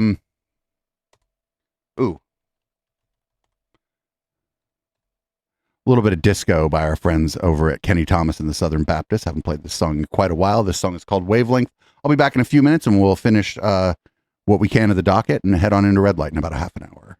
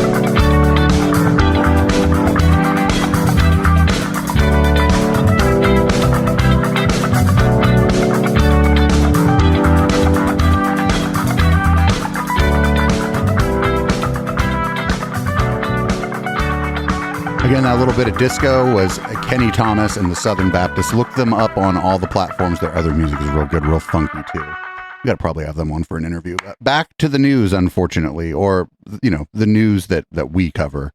Maybe this isn't just the news here, right? It's something else that we do here on Sundays. So Maricopa County has a lot of problems, but now fucking Laura Loomer showed up there. Great, right? Hey everybody, Laura Loomer here, reporting from Washington, D.C. in front of the International Spy Museum, covering the secret election summit that I've been reporting on, this exclusive story that I broke on my Substack about this summit being hosted by a group called CEIR, that stands for the Center for Election Innovation and Research. It was founded by a radical left-wing activist who receives funding from George Soros and Mark Zuckerberg. His name is David Becker, and inside the International Spy Museum today, elections officials, who knows, maybe your own Secretary of State, maybe your own Supervisor of Election is meeting inside this museum behind closed doors at a secret summit that is invite only, in a total lack of transparency. And what are they discussing? They're discussing the 2024 presidential election. Hey Bill, how's it going today? Good. How are you? I'm doing well. So that man has the unfortunate name of Bill Gates, spelled differently. He's the head of the Board of Supervisors for Maricopa County, Arizona, where Sore Loser Lake has been throwing a big fit, and where Wendy Rogers, who just embarrassingly got her case dismissed, they're all from there, I think. Laura Loomer, and I was wondering, as a Republican and an election official in Maricopa County, why are you attending a partisan conference hosted by David Becker, who is funded by Mark Zuckerberg and George? Yo, you're blocking his way. Can you answer the question?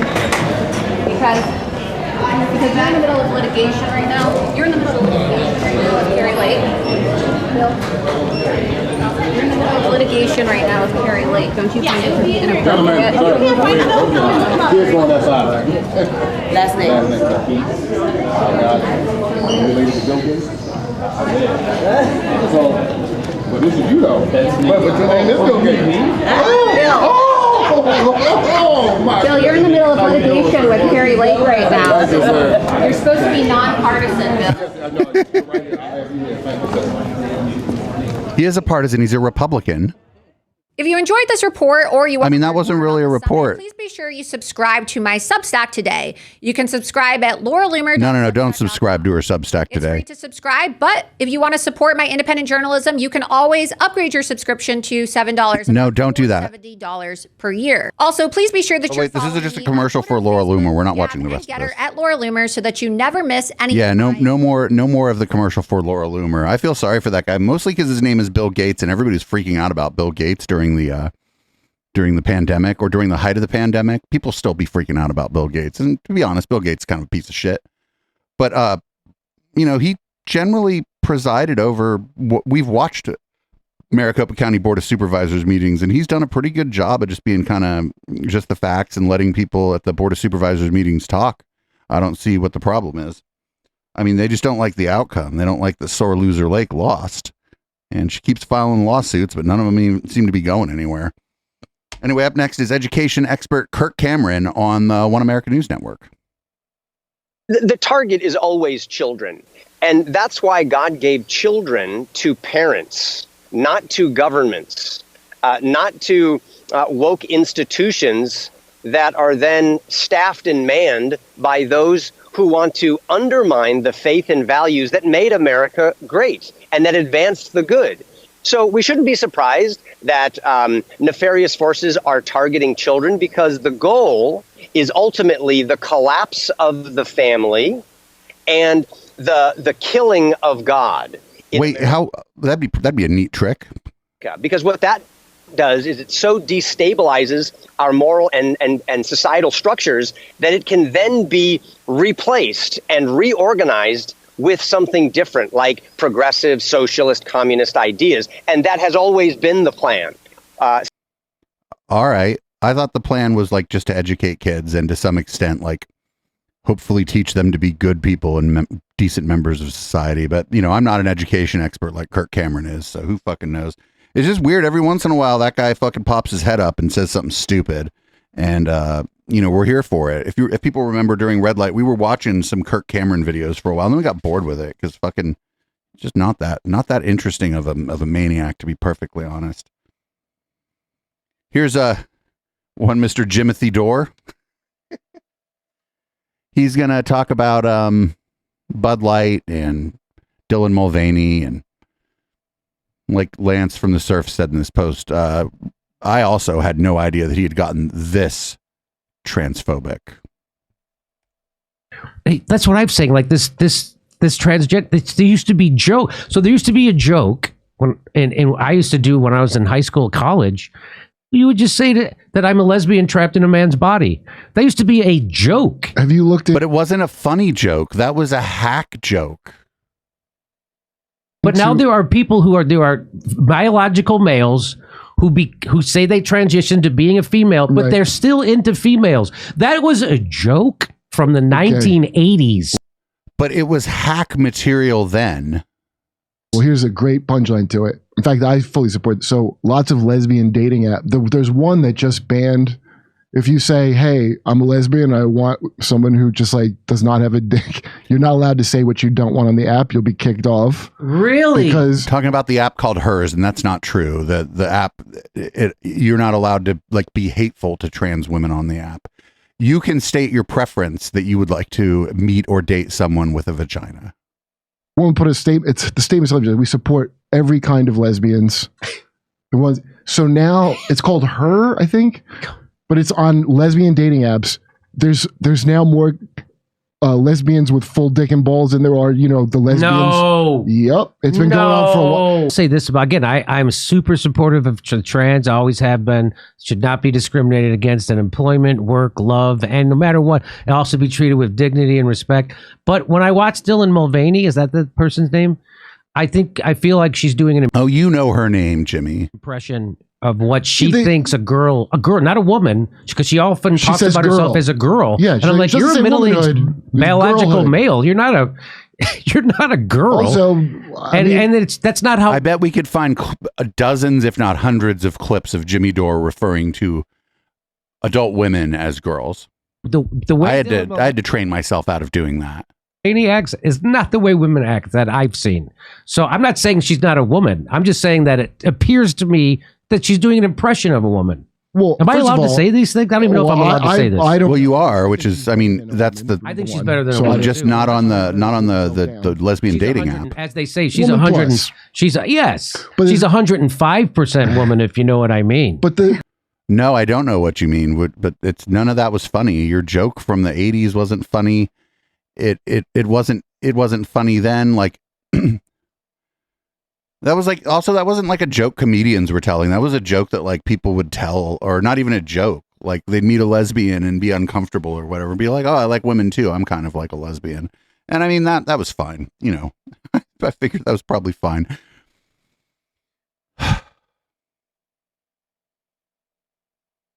Anyway, here's Tim Pool.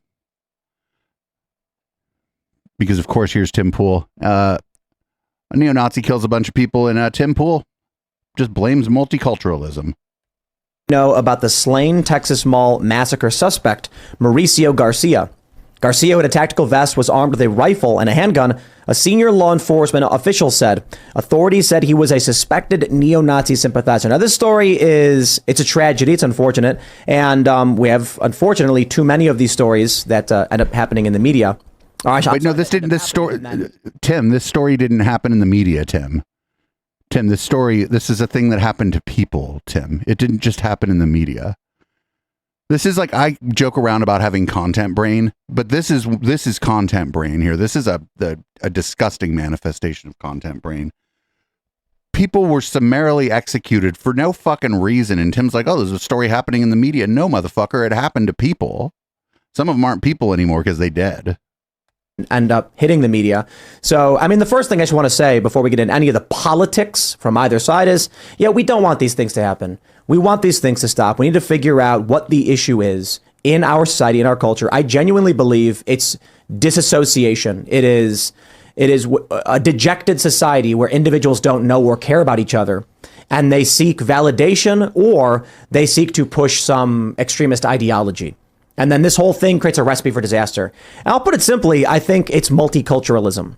And not the idea that people of all different types are holding hands on the rainbow. It's that you have different communities stacked on top of each other and next to each other with wildly different views, and they don't like each other. And then people who are crazy will do crazy things. So that was also a dig at like density, a dig at cities. But the thing is, like,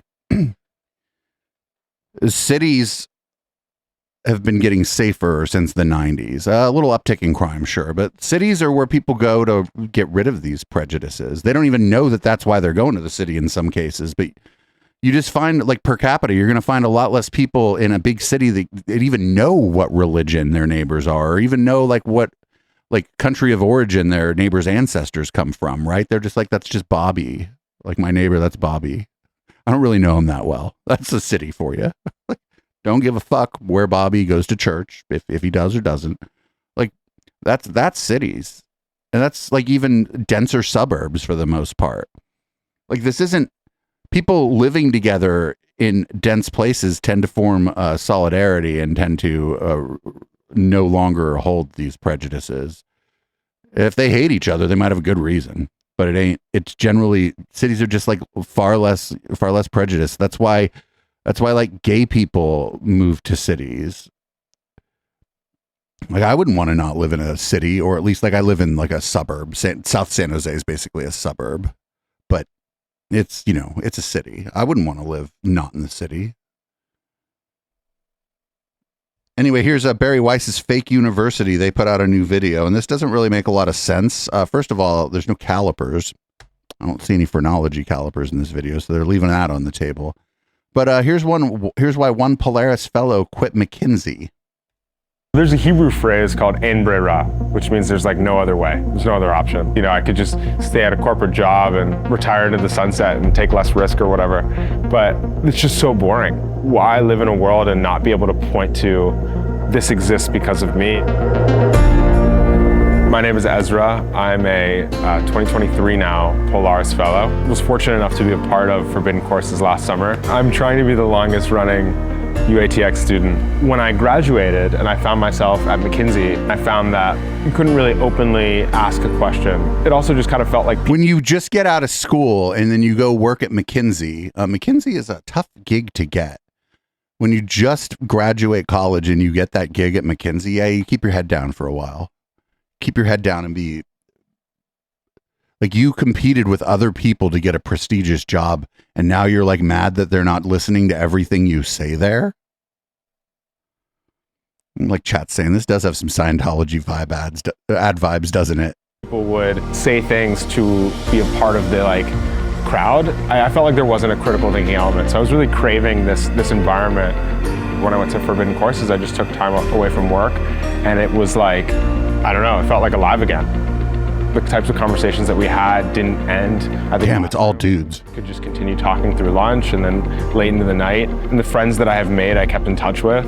I don't think I've met a more valuable group of people, just like the quality of the people, that they're genuine and that they're kind, and that they're working really hard and doing some amazing things. I have just never really been so proximate to people that can enable creating a business and scaling it and making it really successful. So I feel as though being a part of this takes away the sense of like limitation on what you can achieve. Well, it's the University of Austin in Texas, not the University of Texas at Austin, by the way. Two completely separate entities, but the confusion there works maybe in the favor of the people who started it. This is Barry Weiss's grift. I'm gonna pull up a meme I made about this real quick. I don't usually do this during the podcast because people like watching listening on the on the, like, Spotify and shit don't really get it. But here's my take on University of. Oh, let's Control C. Open a new tab here. Just learn how to use a computer here, everybody. Here's when I found out about this, I was like, oh, the University of Austin. There's calipers right next to it, and it says if the staff was good enough for the kids at Epstein Island, they're good enough for your kids too. Because a lot of crossover, at least on the initial people they said were involved with Epstein's flight logs. So Yeah, it's not even really a university. I don't think it's accredited, and they just have these like rich white kids go and talk about how they don't like working at McKinsey. My God, one of the most prestigious firms in their sector doesn't just want to hear your opinion about everything. Doesn't matter how good or bad a place you work at is. It's like the height of delusions of grandeur to assume that everyone at that place needs to hear your fucking opinion. Just not really a likely scenario.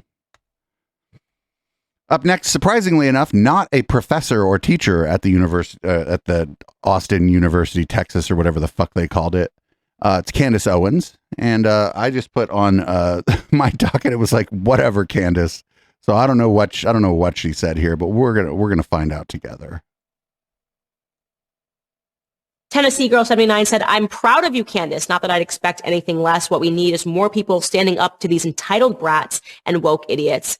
I have a friend with Tourette syndrome, and that is not how they behave. Nobody with Tourette's thinks about being TikTok famous. That is correct. Before she began all of this, she said, I'm going to be TikTok famous to the police officer, and calmed down. Suddenly, her mental illness seemed to get into check when I yelled at her. And we need more public shame. I'm a big believer in public shame. What? And I'm glad that you guys got to see this circumstance happen, because just so you know, I don't just talk the talk, I walk the walk. I am the number one Karen in society. I go around and I shame people perpetually in public because the way that they behave, especially at airports, there's just no decorum. It needs to be shamed. More shame, guys, not less of it. So she told a story. I don't know if her story's true about like whoever wrote into her. Like, I didn't go and look at the video, but my guess here is that like someone who suffers with Tourette's was being abused maybe by a police officer and said, they said just popped off at the mouth because their phone was running. They're like, you're going to make me TikTok famous with what you're doing here. And that's, like I said, if you're being arrested, shut the fuck up. We said that very beginning of this show, but that's not really incriminating, I don't think. So I don't know what Candace is doing right there. I guess, she's like, we should be shaming people with disabilities for talking back to the cops. I mean, I guess. Okay. Sure. Ooh, we're almost there. We're 13 minutes to red light, everybody. We're going to make it. We're going to make it. Also, no Nick Fuentes this week in red light, I don't think. Here's Tiny Dancer Ben Shapiro, nuclear proliferation expert. Jen says, hey, Ben, thanks for everything you do. As a Japanese guy, the growing aggressions of China, North Korea, and Russia are very concerning. My question regards Japanese defense. When the former Prime Minister Shinzo Abe mentioned that Japan should consider hosting U.S. nuclear weapons, the current Prime Minister, Fumio Kishida, denied it, openly said he would not even consider it. I personally thought it was a stupid move because whether we actually host it or not, I think it might restrain China and other enemies from making aggressive military action if Japan starts discussing it. Do you think? Except that China might think that Japan having a bunch of American nuclear weapons just kind of sitting there would be an act of aggression by the United States. Japan should host U.S. nuclear weapons at this point. What else can the Japanese government do to protect the territory and other allies from countries like China and North Korea? I always enjoy your show in Japan. I'm looking forward to hearing your answers. Thank you. Yeah, I mean, absolutely. I think Japan should do that. First of all, I think realistically speaking, the United States extending its nuclear umbrella to include allies like Japan is a smart move, because otherwise, eventually, those countries are going to look at China and say, we'll get a nuke on our own. By the way, this is what many countries have done when they don't feel sufficiently protected by the United States' nuclear umbrella. Yeah, they just nuke other countries on their own. Developed in secret a nuclear program is because they did not feel protected from their Arab neighbors. And so they developed a nuclear weapons program in secret. You're seeing a lot of countries right now who are attempting to ramp up their nuclear program specifically because they feel insecure. Insecurity breeds nuclear proliferation. One way of preventing nuclear proliferation is extending America's nuclear umbrella. He's just describing an escalation of tensions with China right there. That's not smart. Like, I'm not good on foreign policy. I'm just going to say that it seems like if I was working in the Chinese government, maybe in their defense department or the equivalent, whatever they call their defense department, we're like, hey, it looks like the Americans have put a bunch of nuclear capable missiles in Japan, and then they would say, well, we better respect America. No, you're gonna fucking ramp your own shit up. This is how fucking wars start.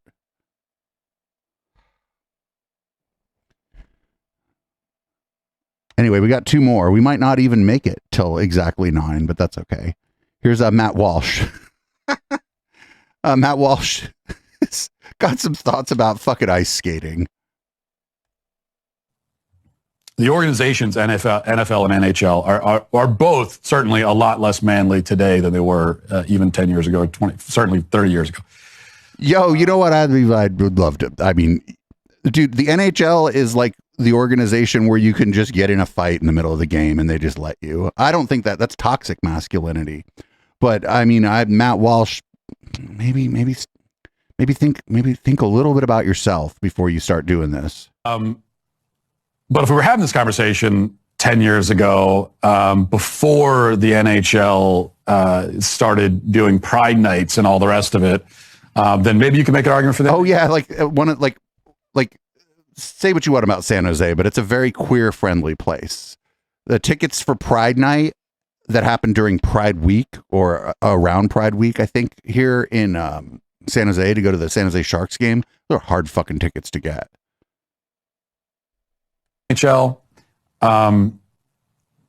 but now, and the NFL went woke too, but not to that level. Like the NFL teams aren't doing Pride Nights.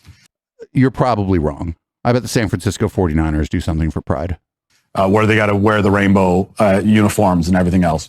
Are there hockey players wearing rainbow uniforms?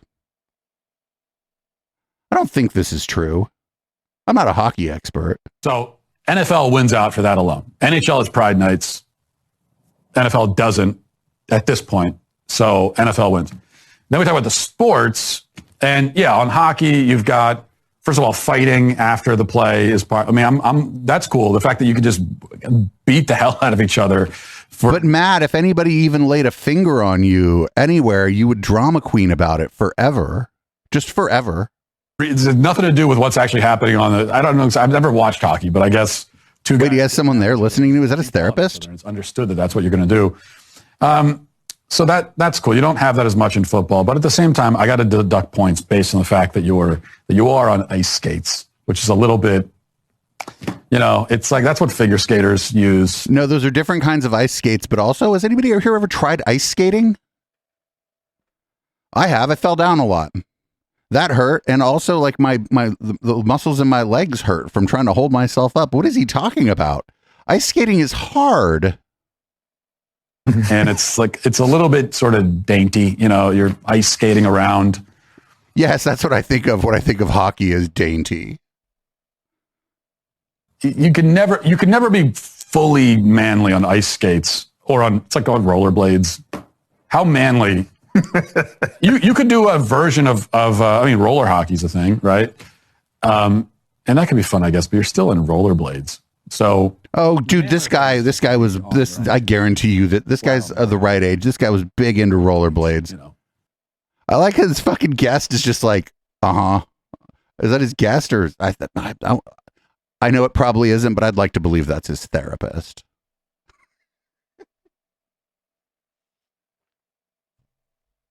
Yo, like hockey, like I think it's bad actually that there's fights during hockey. I don't think that should be a part of the game. I think it like sets a bad example for kids who are sports fans.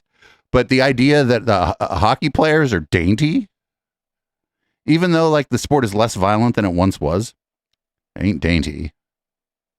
Part of the game is you just get going as fast as you can and smash into whoever is controlling the puck so that somebody else on your team can get the puck from them. Dainty ain't the word that I would use to describe that. It's a high contact sport. Probably the impacts are less frequent, but probably more dramatic than football because you can get going a lot faster on them fucking skates than you can running. Like that was just dumb. I mean, I don't even know. I was kind of fucking. That was just dumb. Yeah, I would like to. Teach him how to ice skate first, right? Like, you know, let him learn to skate first, and then put Matt Walsh and have him go easy on him. Have him go easy on him. Maybe like, is there a high school ice hockey team that he could go try to play with? So maybe the rules are a little less violent. I don't know. Anyway, we got one more. We got Dave Rubin and some other IDW type ghouls. They're championing free speech, and they're doing it in Hungary. They're in Budapest, talking about how Hungary is a bastion of free speech, which is crazy town. So I was taken to meet this guy, Peter Kreko, who is a liberal, an outspoken anti-Orban figure, but by all accounts, an honest man. So he's a professor. I sat down with him in his office and said, why are you against the government? He said, well, I think it's corrupt, and plus I'm in favor of... why are you against the government? Same-sex marriage. This government is not. But on the trans thing, I'm just not sure. And then we went on to talk about other things. At the end of the conversation, he said, but you know, in the end, I can stand here in my classroom in Budapest and say whatever I want about the government and no one will bother me. I said, Peter, that's really interesting because in the United States, you could say anything you wanted about anything and the government won't bother you. But if you said what you did at first, that you're in favor of same-sex marriage, but you're just not sure about trans, you would probably have some students who would report you to the administration, say they had been harmed. You would have to be in a star chamber defending your job. And I'm just not sure. You would never work again. So who has more freedom, Peter? You here in Orban's Hungary or your counterpart in America? It just had not occurred to him. Yeah, that's like all these professors who have people are getting mad at. They're just like, I just don't have enough information really on this matter. And then fucking everybody loses their mind. That's what's going on, right, everybody? I just don't know. I'm not up to date on this, and this, that's not my area of study. I don't think that's what people are getting canceled for. In fact, it's I think that's pretty. I'd be fine with that if I was like at a dinner party and I brought it up and somebody's like, "Oh, I just haven't really looked into it. I don't know that much about it," and I'd be like, "Oh, okay," and I'd just fucking let it go. Dinner party, classroom, whatever. I think you can actually get away with saying I don't know here in the United States. I feel like there's no problem telling people you don't know that you don't have enough information about a certain matter. I don't think professors are getting canceled for that. Here's more from that same event. On top of the fact that it's actually manipulated information in ways that we don't understand, as Elon talked about, not only did the government have access to Twitter, but he also had activists at the company writing code. So he still doesn't know how to unfurl all of that. That when I met with him a few months ago, that was my main takeaway. It's like, it's not just that he had to buy this thing and correct it. He has a ship that is completely rotted on the inside, and he's not even sure if that ship needs to be replaced altogether rather than just fixed. Yo, Dave Rubin is like, remember when Elon was like, oh, we're going to have to do a complete code rewrite. And then in the space he was in, somebody who was like either currently working for Twitter or a former Twitter employee said, well, what part of the stack don't you like? Well, what part of the stack is the problem? Where are we at? And then Elon fucking was like, because he didn't know shit. He didn't know shit about that. And not for nothing, like all these social media platforms are resting on top of a lot of open source software that the company didn't create. And hopefully they would be better stewards of the open source community by donating more or giving more back, contributing more upstream, giving more of their money. But like the foundational code from Twitter is all open source stuff that people have been working on for decades. And Elon fucking probably didn't even know that. And so when he was asked about like what part of this code are you gonna replace or whatever, he didn't know because he didn't fucking know. And he's not in there trying to fix everything. Elon's not a software engineer. Like, Dave is so fucking dumb. We should be glad, though, that Dave Rubin is really dumb, and I think we're going to leave it there. Thanks, everybody, for hanging out for the podcast part of the show. As always, live viewers, don't go nowhere. We got some great stuff in Red Light, actually. We have another cop video of cops and goats. We got Trump won by 19 million votes. We got Buy Stock in Lindell TV. We got the real reason Bed Bath & Beyond went out of business. We got QAnon and disinformation. We got Alex Jones talking about false flags and drone strikes. And then, of course, JFK Jr. doing a bit of a Scientology and talking about SSRIs and mass shootings. And as always, this would be Boomers by Periscope. Change the contents of my drink, change the colors of the lighting in this room, and we'll be back with Red Light.